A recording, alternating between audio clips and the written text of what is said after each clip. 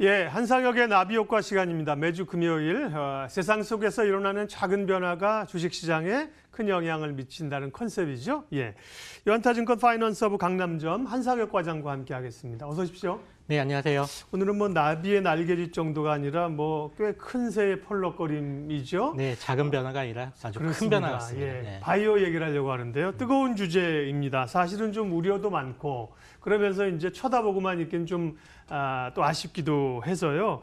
최근에 이제 바이오 열풍이 다시 코스닥에 불어닥치고 있는 상황들인데 일단 코스닥 시장에서 어떤 변화들이 어떤 일이 일어나고 있는지 소위 팩트 체크부터 먼저 해주세요. 네, 알겠습니다. 네.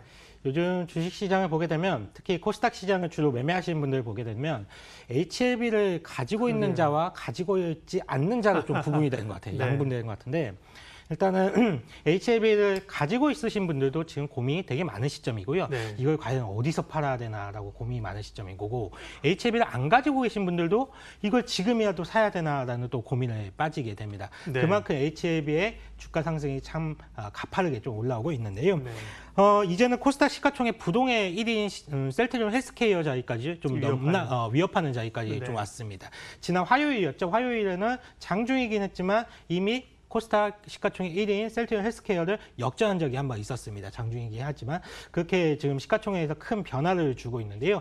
이렇게 시가총액에서 무언가가 변화가 있다는 거는 분명히 지금 시장에서 큰 변화가 있다는 말과 같은 말이거든요. 예. 왜냐하면 시가총액을 구성하는 종목들이 지금 보시다시피 코스닥에서는 제약바이오 업종들이 대부분을 좀 차지하고 있단 말이에요. 지금 어떻게 보면 지금 이 시대 그리고 앞으로 벌어질 시대에 대한 변화의 모습을 지금 코스닥의 시가총액에서 나타내고 있지 않나라고 좀 생각을 하고 있고요. 오늘 나비효과 이 시간을 통해는 이러한 변화 속에서도 기회를 한번 찾아보는 시간을 한번 가져볼까 합니다. 전 바이오는 좀 과하다는 생각이 드는데 말씀하신 얘기는 굉장히 중요합니다. 이제 시총 상위를 어떤 주식들이 랭크하느냐가 이제 추세를 반영하는 거죠. 네, 아시겠지만 옛날에 태웅이라는 종목 지금 아마 코스피 시총 한참 내려가야 코스닥 시총이 한참 내려가야 찾을걸요. 예, 조선 기자재 업체였죠. 서울 반도체 이런 회사들이 그렇죠. 시총 1위에 랭크됐는데 지금은 쭉 밀린 상황입니다. 지금은 말씀하신 바이오, 미디어 컨텐츠, IT 이런 쪽이 차지하고 있습니다. 자, 그러면 가장 뜨거운 HLB. 도대체 HLB는 무슨 재료와 기대감으로 이렇게 급등을 하는 거예요? 예. 네, 일단은 제약바이오 업종을 얘기하려면 HLB를 먼저 얘기할 수밖에 없는 것 같습니다. 일단은 가파르게 좀 상승을 했었는데요. 지난번이었죠. 이제 맨 처음에는 표적항암제 리보세라닙의 탑라인 임상 3상 결과를 좀 발표를 하면서 네. 전체 생존 기간이 통계적 유의미성을 확보하지 못하였다라고 좀 발표를 하면서 신약 허가 신청이 좀 일정이 딜레이될 수가 있다라고 좀 발표를 했습니다. 그러면서 주가가 곤두박질치기를 시작을 했어요. 제 기억으로는 아마 21,800원 그 정도까지 주가가 빠진 걸로 좀 기억을 하고 있는데 예. 그리고 그 뒤에 내용이 좀 뒤집히게 됩니다. 그러면서 좀 드라마틱한 반전을 좀 일으키게 되는데요. 네. 전체 데이터를 확인해 보니까 주지표의 목표 달성은 하지 못했지만 상당히 의미 있는 보조 데이터들을 지표들을 확인을 할 수 있었다고 했고 전문가 의견을 거쳐서 FDA에 프리 NDA를 좀 신청을 하겠다. 오늘 아마 새벽에 프리 NDA를 했을 거예요. 사전 미팅을 했을 건데 네. 그 이후에 이제 진양권 HLB 회장이 유튜브 채널을 통해서 직접적으로 임상 3상에 대한 성공을 좀 밝혔고 그리고 유럽 종양학회에서 리보세라닙에 관한 논문이 베스트 논문을 좀 꼽히면서 그때부터 아주 큰 폭의 주가 상승을 나타내기 시작하더니 코스닥에 있는 제약바이오 업종을 전부 다 끌고 가는 대장 역할을 좀 하게 되었습니다. 여기까지는 아마 시청자분들도 대부분 다 잘 아실 거고요. 우리가 근데 주가 흐름에만 너무 연연하다 보니까 한 가지 좀 놓치고 있는 부분이 좀 있는 것 같아요. 미국에서도 최근에 10월에는 제약바이오 섹터가 가장 핫한 섹터였다는 점이거든요. 지금 표에 보시면 그래프를 보시다시피 나스닥 생명공학에 대한 차트인데요. 10월 달 들어서 상당히 가파른 흐름을 보여주고 있습니다. 즉 우리나라뿐만 아니라 미국에서도 지금 제약바이오 업종에 대한 훈풍이 좀 불고 있다라고 보시면 될 것 같고요. 지금 굉장히 우호적인 환경이 이렇게 만들어지고 있는데 이런 우호적인 환경의 가장 큰 중심에는 저는 바로 글로벌 유동성 환경의 변화가 있지 않나 좀 생각을 좀 하고 있습니다. 무슨 말이냐면 바로 연준의 스탠스가 바로 바뀌었다는 점이에요. 현재 연준이 금리를 올리고 있나요? 방금 내리고 있나요? 내리는 추세죠. 내리고 네, 있죠. 네. 올해만 벌써 2번을 내렸고요. 그리고 뭐 다음 주에 있을 회의에서도 한 번 더 내린다, 안 내린다 얘기가 있을 정도로 지금 금리는 계속적으로 하락을 좀 하고 있고 아마 이번 다음 주에 내리지 않으면 12월에 추가적인 금리 인하가 지금 확률은 80%가 넘어가고 있습니다. 상당히 연준 스탠스가 금리를 내려가는 추세인데요. 금리랑 제약 바이오랑 무슨 상관이냐 이런 말씀을 하실 수가 있는데 굉장히 상관이 많습니다. 금리가 올라간다는 거는 할인율이 올라간다는 뜻이고 할인율이 올라간다는 거는 고밸류, 성장주에는 적정 주가가 다운되는 요인이 되거든요. 반대로 금리가 내려간다는 거는 할인율이 감소한다는 얘기고 고밸류, 성장주의 적정 주가가 올라간다는 뜻입니다. 쉽게 말해서 금리가 내려가니까 시중에 돈이 많아지니까 고밸류와 성장주의 매기가 쏠릴 수 있다는 얘기예요. 이런 변화가 연준에서는 지금 나타나고 있는 현상이고요. 거기에 최근에 이제 투자자분들께서 잘 모르는 사실이 하나 있는데 최근에 10월 중순경에 연준에서 돌연 자산 매입 계획을 좀 발표를 했습니다. 네. 10월 중순부터 내년 2분기까지 단기 국채 매입을 개시하겠다는 건데요. 매달 600억 달러 규모씩 매수를 하겠다는 겁니다. 연준은 이게 뭐 양적 완화가 아니다라고 좀 애둘러 표현을 좀 하고 있습니다만은 연준의 발표만 본다라고 하면 향후 8개월간 약 8개월간 한 달 동안 600억 달러라고 하면 8개월간이라면 약 4,800억 달러를 단기채를 매입하겠다고 좀 발표를 했습니다. 이 규모가 좀 엄청난 겁니다. 우리가 생각을 해보면 버냉키 시대의 2차 양자 완화 때 그때 규모가 6천억 달러였습니다. 네. 거기에 준하는 규모만큼 지금 단기채 매입을 하겠다는 건데요. 단기채가 연준에서 매입을 늘리게 된다라고 하면 단기채 수요가 증가한다는 뜻이죠. 그러면 가격이 올라가겠죠. 그러면 단기채 금리는 내려가겠죠. 네. 그러면 이게 우리가 8월에 그 장단기 금리의 역전 현상 때문에 상당히 우려가 많지 않았습니까? 그러면 단기채 금리가 내려간다는 거는 이 장단기 금리 역전 현상을 좀 어느 정도 해소하겠다는 연준의 의도라고 보시면 될 것 같습니다. 그리고 중장기 쪽으로 금리는 계속적으로 내려갈 수 있는 환경을 만들어 놓겠다라는 게 바로 연준의 의도인 거예요. 그렇기 때문에 지금 앞으로도 상당히 이런 환경, 그러니까 연준의 스탠스 변화에 예. 글로벌 유동성 환경이 상당히 우호적으로 좀 변하고 있다고 보시면 될 것 같고요.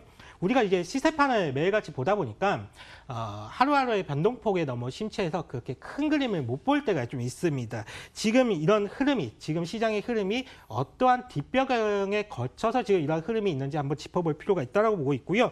글로벌 증시 환경이 연준의 스탠스 변화와 함께 성장주의 우호적인 환경이 좀 조성되고 있고 거기에 국내 같은 경우에는 HLB라는 스타가 좀 탄생을 한 것이죠. 네. 장작에 불을 붙으려면 장작이 바짝 말라야지 불이 붙지 않겠습니까? 아무래도 습도, 물을 잔뜩 먹으면 장작에는 불이 붙지 않아요. 연준의 이런 정책적 변화 요인들이 장작을 바짝 마르게 한 요인이고요. 작은 불꽃에도 성장주가 가파르게 상승할 수 있는 뒷배경이 되었다라고 하시면 될 것 같습니다.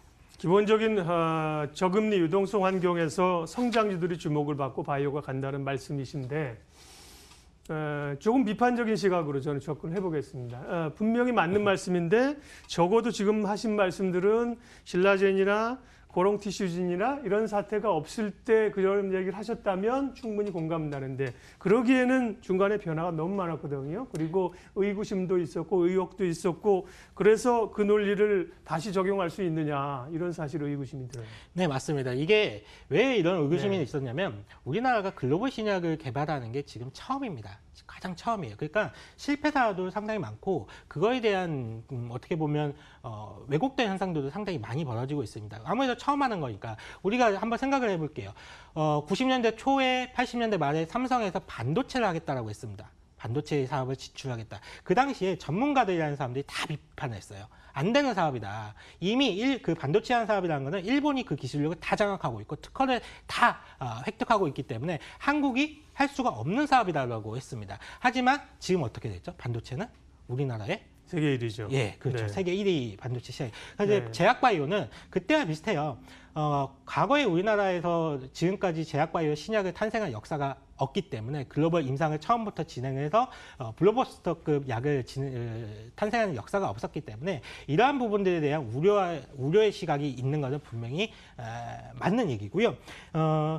HLB에서는 중국의 항서제약 얘기를 많이 합니다. 네. 니보세라비의 중국의 판권을 갖고 있는 데가 바로 이 항서제약인데요. 이거는 항서제약의 월봉입니다. 아마 2013년 이때쯤이 될 거예요. 이때쯤부터 니보세라닙을 판매를 시작을 했는데 2013년부터 월봉인데 주가 흐름이 상당히 이렇게 가파르게 좀 올라왔습니다. 아마 저 6위안이고 여기가 80위안이 훌쩍 넘었으니까 10배 이상의 주가 상승을 좀 보였던 거예요. 항서제약이 니보세라닙을 판매하고 나서 회사가 이렇게 많이 커졌습니다. 항서제약은 지금은 아파티닙, 그 니보세라닙이 항서제약에서 가장 큰 매출을 좀 차지하고 있고요. 물론 이 사례를 가지고 HLB를 전부 다 설명할 수는 없습니다. 왜냐하면 글로벌 판권이라는 거는 이미 글로벌 빅파마들과 경쟁도 해야 되는 부분도 있고요. 시장 진입이 상당히 어려운 부분도 있습니다. 그리고 공산국가인 중국의 사례로 비교를 한다는 것도 맞지도 않고요. 아무튼 그렇지만 이런 항서제약의 사례와 임상에 대한 성공의 기대감 때문에 지금 HLB의 주가를 형성을 좀 하고 있다고 보시면 될 것 같고요. 그리고 신약을 개발하는 회사가 실적이 있나요, 없나요? 안 나오겠죠, 그죠? 실적이 없습니다. 그래서 실적이 없기 때문에 적정 주가라는 것도 없는 거예요. 네. 실적이 있어야지 적정 주가가 나오지만 적정 주가는 존재하지가 않습니다. 제약바이오에서는. 그리고 사람의 생명을 연구하는 거기 때문에 사람의 생명을 돈의 가치로 매길 수가 없어요. 그렇기 때문에 HLB가 주가가 이렇게 많이 올랐지만 그 어떠한 지금 현재 국내 하우스에서 이거에 대한 코멘트를 하는 애널리스트는 전혀 없습니다. 이해가 안 되는 거죠. 전혀 아니, 가치가 가치가 안 잡히니까. 안 잡히니까 목표가를 제시 못하는 그렇죠. 거죠. 숫자로 제시할 수가 없는 네. 상황이 된 거예요. 근데 네. 이게 제약바이오에서는 당연한 현상입니다. 네. 적정 주가가 없기 때문에 애널리스트는 목표 주가를 할 수가 없는 거고 인간의 생명을 연구하는 거기 때문에 올라갈 때는 가파르게 올라가는 거고 내려갈 때는 어떻게 되죠? 실패해서 내려갔을 때는 반토막, 5분의 1 토막, 10분의 1 토막까지 떨어지는 거예요. 그게 제약바이오의 어떻게 보면 운명이랄까? 네. 그렇게 보시면 될 것 같습니다. 그러면 이런 변동성에서 우리 투자자분들이 많은 고민을 빠뜨리게 될 건데요. 네. 여기서 제가 하나 팁을 하나 알려드리도록 하겠습니다. 제약바이오 업종을 투자하실 때는 공부를 많이 하셔야 돼요. 본인이 직접 공부를 많이 하시고 본인이 직접 알아보셔야지 예. 이런 변동성을 이겨낼 수 있는 힘을 길러줄 수 있다라고 보시면 될 것 같습니다. 예. 자, 그럼 정리를 좀 해볼게요. 최근에 다시 불고 있는 바이오의 광풍 HLB가 그 앞에 서 있고요. 그러면 이제 HLB를 포함해서 바이오주를 어떻게 접근하면 좋은가? 비교적 오늘 말씀은 이제 우려보다는 긍정적인 쪽으로 굉장히 공격적으로 말씀하셨어요. 종목 접근 얘기 마무리할게요. 네. 네, 알겠습니다. 그 제약바이오 업종에 크게 두 가지가 있어요. 바이오시밀러, 지금 네. 실적이 어느 정도 나오고 있죠. 바이오시밀러와 정말 신약을 개발하는 그런 바이오텍 회사들이 있는데 일단은 저는 삼성 바이오로직스 먼저 말씀을 드리고 네. 싶습니다. 이번에 엊그저께도 미국의 바이오젠이라는 회사가 알츠하이머 치료제를 미국의 FDA에 승인을 걷겠다라고 좀 나왔는데 이 알츠하이머 치료제 개발은 지금까지 모두 다 실패를 했었습니다. 만약에 신약에 대한 허가 신청까지 나온다라고 하면 삼성 바이오로직스가 그거에 대한 위탁 생산을 받는다라고 보기 때문에 이런 부분들 본다라고 하면 삼성 바이오로직스에 대한 기대감이 상당히 커질 수 있는 시점이다라고 보고 있고 과거에 뭐 정치적인 논란, 뭐 회계학적 논란 뭐 이런 부분들은 다 잇따르게 되었다라고 보고 있습니다. 그렇기 때문에 삼성 바이오로직스 한번 말씀을 드려보겠고요. 네. 그리고 마지막으로 뭐 삼성 바이오로직스 뿐만 아니라 뭐 이런 분들 있어요. 한 방을 노려보시는 분들 참 좋아하시잖아요. 크게 올라갈 수 있는 종목들. 그런 종목들 중에서 일단은 글로벌 트렌드에 맞는 종목을 선택을 하셔야 됩니다. 항암제가 일단은 글로벌 트렌드에 맞는 거고요. 그리고 희귀 질환 치료제 그리고 세포 또는 유전자 치료제가 글로벌 트렌드에 맞는 신약 업체라고 보시면 될 것 같습니다. 그중에 저는 헬릭스미스를 좀 소개시켜 드릴까 하는데요. 헬릭스미스 역시도 이번에 삼상에 대한 논란이 좀 있는 회사입니다.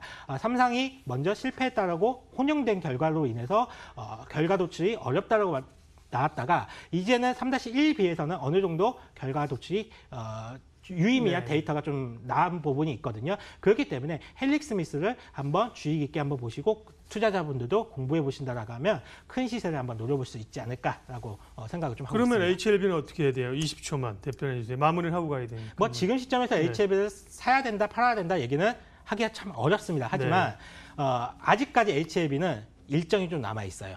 향후 FDA와의 미팅이라든지 네. 일정이 남아 있기 때문에 그 일정을 잘 확인해 보신다라고 하면 조금 더 상승력이 있지 않을까라고 좀 생각하고 워낙 있습니다. 뭐 뜨거운 얘기를 했습니다. 오늘 한상혁의 나비효과 바이오 얘기 요한타증권 파이낸스 부 강남점 한상혁 과장과 함께했습니다. 인사드리면서 1부 마치고요. 잠시 후 2부에 다시 뵙겠습니다. 고맙습니다.